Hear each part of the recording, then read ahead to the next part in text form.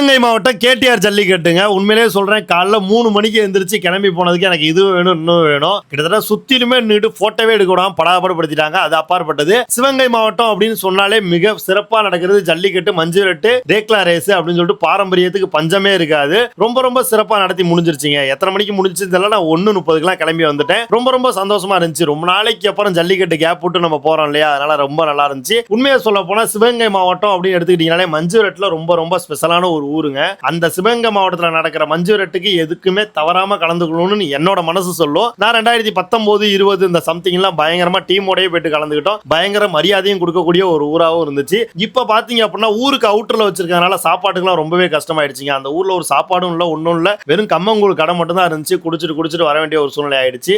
ரொம்ப கஷ்டமா தான் இருந்துச்சு. அடுத்த கடைசி கேடிஆர் ஜல்லிக்கட்டு நடக்கும்போது அந்த இடத்துல ஒரு சாப்பாடு அரேஞ்ச் பண்ணி கொடுத்தா நல்லா இருக்கும்னு நான் நினைக்கிறேன். நீங்களும் கேடிஆர் ஜல்லிக்கட்டு வந்திருந்தீங்க அப்படின்னா கண்டிப்பா கமெண்ட்ல போட்டுட்டு போங்க. கேடிஆர் ஜல்லிக்கட்டோட போட்டோ வேணும் அப்படின்னா 1:30 வரைக்கும் நம்ம எடுத்துருக்கோம். தாராளமா நீங்க வாட்ஸ்அப் நம்பருக்கு வாங்கிக்கலாம். ஸ்கிரீன்ல தெரியல இந்த வாட்ஸ்அப் நம்பருக்கு வாட்ஸ்அப் பண்ணி விடுங்க.